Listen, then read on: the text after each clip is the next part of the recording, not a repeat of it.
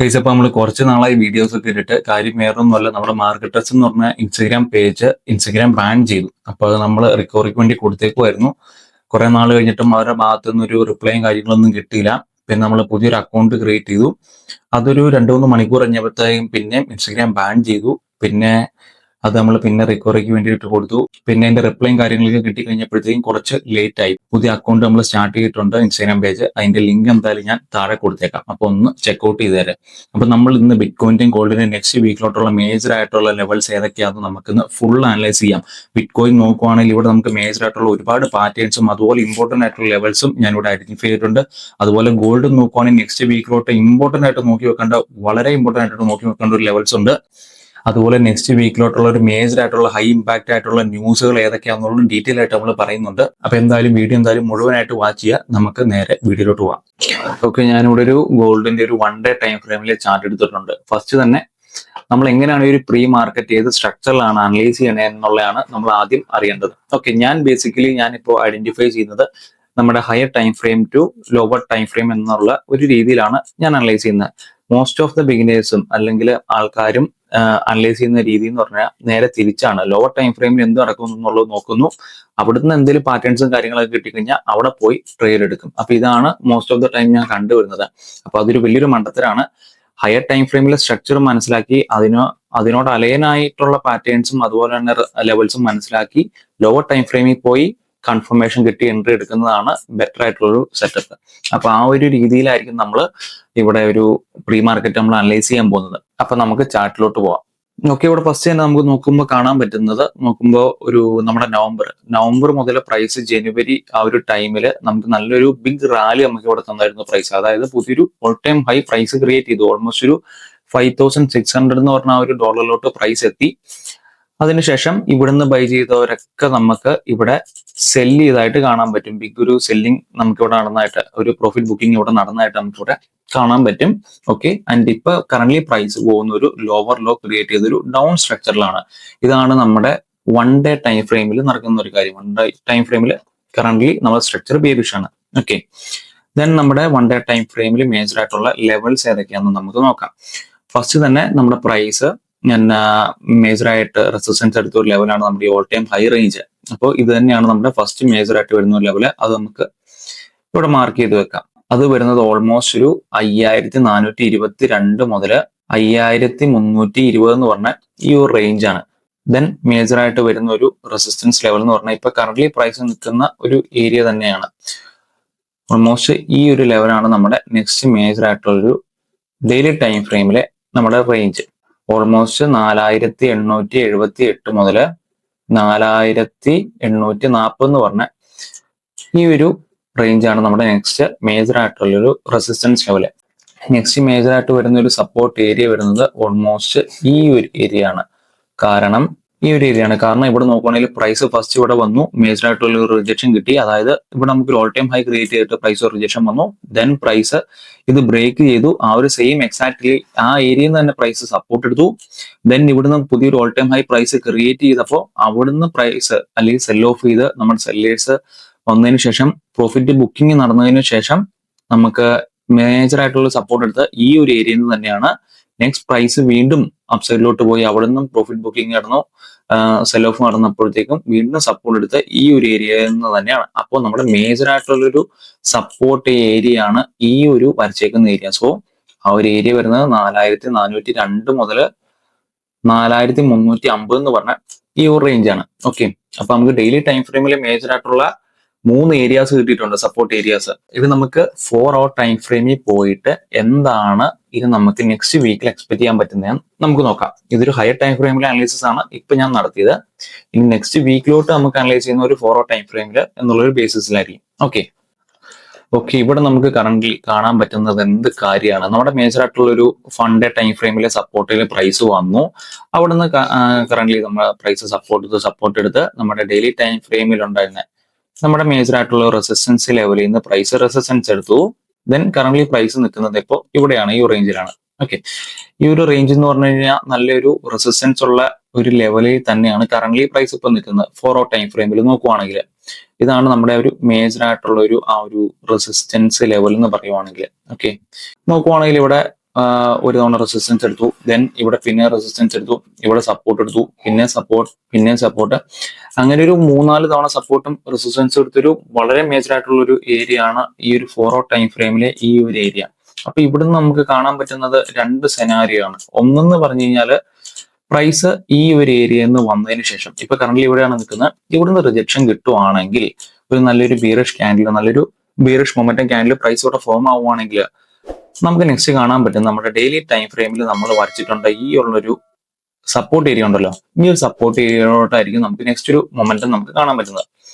അതല്ല, നമുക്ക് രണ്ടാമത് കാണാൻ പറ്റുന്ന ഒരു സെനാരിയോ എന്ന് പറഞ്ഞാൽ പ്രൈസ് ഇത് ബ്രേക്ക് ചെയ്യുന്നതാണ്. നല്ലൊരു റെസിസ്റ്റൻസ് പ്രൈസ് ബ്രേക്ക് ചെയ്ത് കഴിഞ്ഞാൽ അത് എന്തായിട്ടാണ് മാറുന്നത്? ഒരു സപ്പോർട്ടായിട്ട് മാറും. അപ്പൊ ഈ ഒരു സപ്പോർട്ടിൽ നിന്ന് പ്രൈസ് റിജക്ഷൻ കിട്ടി സപ്പോർട്ട് എടുക്കുവാണെങ്കിൽ നെക്സ്റ്റ് നമുക്ക് കാണാൻ പറ്റുന്നത് നമ്മുടെ മേജർ ആയിട്ടുള്ള ഈ ഒരു ഡെയിലി ടൈം ഫ്രെയിമിൽ ഈ ഒരു റെസിസ്റ്റൻസ് ഏരിയ വരെ ആയിരിക്കും നെക്സ്റ്റ് ഒരു മൊമെന്റം കാണാൻ പറ്റുന്നത്. ഓക്കെ, അപ്പൊ നമ്മുടെ 4 hour ടൈം ഫ്രെയിമിൽ ഈ ഒരു മേജർ ആയിട്ടുള്ള ഏരിയ വരുന്നത് ഓൾമോസ്റ്റ് 4693 മുതൽ 4660 എന്ന് പറഞ്ഞ ഈ ഒരു ഏരിയ ആണ് മേജർ ആയിട്ടുള്ള ഏരിയ. അപ്പൊ ഇത് നിങ്ങൾ ഒന്ന് നോക്കി വെച്ചേരെ. നെക്സ്റ്റ് നമുക്ക് ബിറ്റ്കോയിനിൽ എന്താണ് നടക്കുന്നതെന്ന് നമുക്ക് നോക്കാം. അപ്പൊ ഞാൻ നേരെ ഡെയിലി ടൈം ഫ്രെയിമിലെ ഫസ്റ്റ് നമ്മുടെ മേജർ ആയിട്ടുള്ള റെസിസ്റ്റൻസും സപ്പോർട്ട് ലെവൽസും ഒന്ന് ഐഡന്റിഫൈ ചെയ്യുക. ഓക്കെ, നമ്മുടെ ഓൾ ടൈം ഹൈ കറക്ഷനിൽ മേജർ ആയിട്ടുള്ള റെസിസ്റ്റൻസ് എടുത്ത അല്ലെങ്കിൽ ബയേഴ്സ് ആക്റ്റീവ് ആയിട്ടുള്ള ഒരു ഏരിയ ആയിരുന്നു ഈ ഒരു ലോ. അതിനുശേഷം പ്രൈസ് വീണ്ടും ഡൗൺ സൈഡ് പോയി ഇവിടുന്ന് നമുക്ക് ഒരു സപ്പോർട്ട് എടുത്തു, അല്ലെങ്കിൽ ബയേഴ്സ് വന്ന ഒരു ഏരിയ ആയിരുന്നു ഇത്. ഓക്കെ, ഫസ്റ്റ് തന്നെ നമ്മുടെ മേജർ ആയിട്ടുള്ള റെസിസ്റ്റൻസ് ഏരിയ എന്ന് പറയുന്നത് ഈ ഒരു ഏരിയ ആണ്. കാരണം പ്രൈസ് മേജർ ആയിട്ട് സപ്പോർട്ട് എടുത്ത ഒരു ഏരിയ ആയിരുന്നു ഇത്. അതിനുശേഷം ബ്രേക്ക് ചെയ്തു, നല്ല രീതിയിൽ ഡൗൺ സൈഡിലോട്ട് പോയി, ദെൻ പ്രൈസ് ആ ഒരു ഏരിയയിലോട്ട് തന്നെയാണ് പ്രൈസ് ഇപ്പൊ വന്നുകൊണ്ടിരിക്കുന്നത്. അപ്പോൾ ഇതാണ് നമ്മുടെ ഫസ്റ്റ് ഏരിയ. അത് വരുന്നത് ഓൾമോസ്റ്റ് ഒരു 85,264 മുതൽ 83,690 എന്ന് പറഞ്ഞ ഈ ഒരു റേഞ്ച് ആണ്. ഓക്കെ, ദെൻ നമ്മുടെ മേജർ ആയിട്ടുള്ള ഒരു രണ്ടാമത്തെ റെസിസ്റ്റൻസ് ഏരിയ വരുന്നത് ഇപ്പൊ കറന്റ് പ്രൈസ് നിൽക്കുന്ന ഒരു ഏരിയ ആണ്. ഓക്കെ, നോക്കുവാണെങ്കിൽ ഇവിടുന്ന് പ്രൈസ് ഇവിടെ റെസിസ്റ്റൻസ് എടുത്തായിട്ട് നമുക്ക് കാണാൻ പറ്റും. ഓൾമോസ്റ്റ് 1, 2, 3 ഒരു 3 തവണയോളം നല്ല രീതിയിൽ റെസിസ്റ്റൻസ് എടുത്തിട്ടുണ്ട്. ഇതും നമ്മുടെ മേജർ ആയിട്ടുള്ള ഒരു ഏരിയ ആണ്. ദെൻ നമുക്കിനി ഒരു സപ്പോർട്ട് ഏരിയ ഐഡന്റിഫൈ ചെയ്യണം അല്ലെ. നെക്സ്റ്റ് മേജർ ആയിട്ടുള്ള സപ്പോർട്ട് ഏരിയ വരുന്നത് ഈ ഒരു ഏരിയയിലാണ്. ഇവിടെയാണ് നമുക്ക് ഏറ്റവും കൂടുതൽ തവണ പ്രൈസ് റെസിസ്റ്റൻസും അതുപോലെ തന്നെ സപ്പോർട്ടും എടുത്തത്. അതുകൊണ്ടാണ് ഇത് ഞാനൊരു സപ്പോർട്ടായിട്ട് ഞാൻ ഇവിടെ കൺസിഡർ ചെയ്ത് ഏറ്റവും അടുത്തുള്ള ഒരു സപ്പോർട്ട് ഏരിയ. നോക്കുവാണെങ്കിൽ പ്രൈസ് ഇവിടെ ഒരു റെസിസ്റ്റൻസ് എടുത്തു, ദെൻ അപ് സൈഡിലോട്ട് പോയി, ബട്ട് ഇതൊരു മേജർ ആയിട്ടുള്ള റെസിസ്റ്റൻസ് എടുത്തു, ദെൻ ഇവിടെ റെസിസ്റ്റൻസ് എടുത്തു, ദെൻ ഈ ഒരു സെയിം റെസിസ്റ്റൻസ് എടുത്ത ഏരിയ ബ്രേക്ക് ചെയ്ത് ഇവിടെ സപ്പോർട്ട് എടുത്തു. അപ്പൊ അതൊരു നല്ലൊരു സപ്പോർട്ട് ഏരിയ ആണ്. അവിടെ ബയേഴ്സും ഒരു നല്ലൊരു പ്രസൻസ് ഇവിടെ കാണിച്ചിട്ടുണ്ട്. സോ നല്ലൊരു ഏരിയ ആണ്, ഒരു സപ്പോർട്ട് ഏരിയ. ഇതിന്റെ കളർ ഞാനൊന്ന് ചേഞ്ച് ചെയ്യുന്നുണ്ട്. ഓക്കെ, അപ്പൊ നമുക്ക് ഡെയിലി ടൈം ഫ്രെയിമിലെ മേജർ ആയിട്ടുള്ള ലെവൽസ് എല്ലാം കിട്ടി. ഇനി നമ്മൾ നെക്സ്റ്റ് എന്നാ ചെയ്യാൻ പോകുന്നത്? 4 hour ടൈം ഫ്രെയിമിൽ നമ്മുടെ മേജർ ആയിട്ടുള്ള ലെവൽസ് മാർക്ക് ചെയ്യാന്നുള്ളതാണ്. ഓക്കെ, 4 hour ടൈം ഫ്രെയിമിലോട്ട് ഞാൻ വന്നപ്പോൾ നമ്മുടെ ഫസ്റ്റ് റെസിസ്റ്റൻസ് ഏരിയ എന്ന് പറഞ്ഞാൽ നമ്മുടെ ഡെയിലി ടൈം ഫ്രെയിമിൽ കിടക്കുന്ന ഈ ഒരു ഏരിയ തന്നെയാണ് മേജർ ആയിട്ടുള്ള ഒരു ഏരിയ. നോക്കുവാണെങ്കിൽ 1, 2 2 തവണയോളം നല്ലൊരു റെസിസ്റ്റൻസ് എടുത്തിട്ടുണ്ട്. ആ ഒരു ഏരിയ തന്നെയാണ് പ്രൈസ് നിൽക്കുന്നത്. അപ്പോൾ ഈ ഒരു ഏരിയ പ്രൈസ് ബ്രേക്ക് ചെയ്യുവാണെങ്കിൽ ഈ ഒരു ഏരിയ തന്നെ ഞാനൊരു 4 hour ടൈം ഫ്രെയിമിലെ ഏരിയ ആയിട്ട് തന്നെ ഞാൻ കൺസിഡർ ചെയ്തു. കാരണം രണ്ടും സെയിം ലെവലിൽ തന്നെയാണ്. ഓക്കെ, ഇവിടെ നമുക്ക് കാണാൻ പറ്റുന്ന 3 സെനാരിയോസാ. ഒന്നെന്ന് പറയുന്നത് പ്രൈസ് ഇവിടെ ബ്രേക്ക് ഔട്ട് തന്നു, ഇവിടെ നിന്ന് സപ്പോർട്ട് എടുത്ത അപ് സൈഡിലോട്ട് നമ്മുടെ ഒരു മേജർ ആയിട്ടുള്ള ഒരു ഡെയിലി ടൈം ഫ്രെയിമിന്റെ ഏരിയയിലോട്ട് മൂവ് ചെയ്യുക എന്നുള്ളതാണ് ഫസ്റ്റ് കേസ്. രണ്ടാമത്തെ കാര്യം എന്ന് പറഞ്ഞാൽ ഇപ്പൊ കറന്റ് നിൽക്കുന്ന ഏരിയയിൽ നിന്ന് റിജക്ഷൻ കിട്ടുവാണെങ്കിൽ നമുക്ക് നമ്മുടെ ഡെയിലി ടൈം ഫ്രെയിമിൽ ഈ ഒരു സപ്പോർട്ട് ഏരിയയിലോട്ട് എക്സ്പെക്ട് ചെയ്യാം. ദെൻ നമുക്കൊരു മൂന്നാമത്തെ കാര്യം നമുക്ക് കാണാൻ പറ്റുന്നത് ഇവിടെ നമുക്ക് ലിക്വിഡിറ്റി എടുത്ത് ഈ ഒരു ഹൈയിലുള്ള ലിക്വിഡിറ്റി മൊത്തം സ്വീപ്പ് ചെയ്ത് ഒരു വിക്ക് ക്രിയേറ്റ് ചെയ്ത് ഒരു ഫേക്ക് ഔട്ട് തന്ന് നമുക്ക് ഡൗൺ സൈഡിലോട്ട് നമുക്ക് മൂവ് ചെയ്യുന്നതായിരിക്കും നമുക്ക് കാണാൻ പറ്റുന്നത്. അപ്പൊ ഈ ഒരു 3 കാര്യങ്ങളായിരിക്കും നമുക്ക് നെക്സ്റ്റ് വീക്കിലോട്ട് മേജർ ആയിട്ട് കാണാൻ പറ്റുന്നത്. അപ്പോൾ ഈ ഒരു 3 സെനാരിയോസ് നോക്കി വെച്ചോ. അപ്പോൾ ഇത് കൂടാണ്ട് ഞാൻ ഐഡന്റിഫൈ ചെയ്ത ഒരു ഇമ്പോർട്ടന്റ് ആയിട്ടുള്ള ഒരു ബിറ്റ്കോയിന്റെ ഒരു പാറ്റേൺ ഉണ്ട്. അതും നമ്മുടെ ഈ ഒരു റേഞ്ചിലോട്ട് മൂവ് തരാൻ സാധ്യതയുള്ള ഒരു ഇമ്പോർട്ടന്റ് ആയിട്ടുള്ള ഒരു പാറ്റേൺ. ഓക്കെ, ആദ്യം ഞാൻ ആ പാറ്റേൺ എന്താണെന്ന് ഞാനിവിടെ കാണിച്ചു തരാം. ഓക്കെ, ഇത് നമുക്ക് നോക്കുവാണെങ്കിൽ ബുള്ളിഷ് എക്സ്പാൻഡിങ് ട്രയാങ്കിൾ പാറ്റേൺ ആണ്. ഈ ഒരു ട്രയാങ്കിൾ പാറ്റേൺ എപ്പോൾ ഫോം ആയി അത് ബ്രേക്ക് ഔട്ട് നടന്നു കഴിഞ്ഞാലും അതൊരു ബുള്ളിഷ് ഒരു പാറ്റേൺ ആയതുകൊണ്ട് തന്നെ അവിടെ ഒരു ബയേഴ്സിന്റെ ഒരു പ്രസൻസ് ഉണ്ടാവും. അതുകൊണ്ട് തന്നെ ഒരു അപ്സൈഡിലോട്ടുള്ളൊരു മൊമെന്റം ഉണ്ടാവാനുള്ള ഒരു ചാൻസ് വളരെ കൂടുതലാണ്. എന്ന് കരുതിയാൽ ഫേക്ക് ബ്രേക്ക്ഔട്ട് ഫെയിൽ ആവാനുള്ള ചാൻസും ഉണ്ട്. സോ ഒരു 60% നമുക്ക് അപ്സൈഡിലോട്ട് പോകാനുള്ള ഒരു ചാൻസ് ഉണ്ട് ഈ ഒരു പാറ്റേൺ ഫോം ചെയ്ത് കഴിഞ്ഞ് കഴിഞ്ഞാൽ. ഓക്കെ, അപ്പൊ ഞാൻ ആ പാറ്റേൺ ഞാനിവിടെ നിങ്ങൾക്ക് കാണിച്ചു തരാം. നോക്കുവാണെങ്കിൽ നമ്മുടെ ബിറ്റ്കോയിന്റെ 4 hour ടൈം ഫ്രെയിമിൽ കറന്റ് ഫോം ആയിരിക്കുന്ന ഈ ഒരു സെയിം പാറ്റേൺ തന്നെയാണ്. ഇത് പ്രൈസ് ഇവിടെ സപ്പോർട്ട് എടുത്തു, ദെൻ ഇവിടെ റെസിസ്റ്റൻസ് എടുത്തു, ഇവിടെ സപ്പോർട്ട് എടുത്തു, ഇവിടെ റെസിസ്റ്റൻസ് എടുക്കുന്നു. ഇതിന്റെ റെസിസ്റ്റൻസ് പ്രൈസ് ബ്രേക്ക് ചെയ്യുവാണെങ്കിൽ ആൻഡ് ഇവിടുന്ന് സപ്പോർട്ട് എടുക്കുവാണെങ്കിൽ നെക്സ്റ്റ് നമുക്ക് കാണാൻ പറ്റുന്നത് ബിറ്റ്കോയിന്റെ ഡെയിലി ടൈം ഫ്രെയിമിലെ ഈ ഒരു റെസിസ്റ്റൻസ് ലെവൽ വരെ ആയിരിക്കും കാണാൻ പറ്റുന്നത്. അപ്പോൾ ഇത്രയും കാര്യങ്ങളാണ് ബിറ്റ്കോയിനിൽ നമുക്ക് മേജർ ആയിട്ട് നെക്സ്റ്റ് വീക്കിലോട്ട് നോക്കി വെക്കേണ്ട കാര്യങ്ങൾ. സോ ഇതൊന്ന് നോക്കി വെച്ചാൽ നമുക്ക് നെക്സ്റ്റ് വീക്കിലോട്ടുള്ള ഒരു മേജർ ആയിട്ടുള്ള ന്യൂസസ് എന്തൊക്കെയാണെന്ന് നമുക്ക് നോക്കാം. ഫസ്റ്റ് നമ്മുടെ മേജർ ആയിട്ടുള്ള ന്യൂസ് വരുന്നത് മെയ് 5 ട്യൂസ്ഡേ 7:30 വരുന്നത്, വൈകിട്ട് 7:30. USDയിൽ 2 ഹൈ ഇമ്പാക്ട് ന്യൂസ് ഉണ്ട്. ദെൻ ഫ്രൈഡേ 8 മെയ് നമുക്കൊരു വൈകിട്ട് 6 മണിക്ക് ഒരു 3 ന്യൂസോളം ഉണ്ട് ഹൈ ഇമ്പാക്ട് ഉള്ള.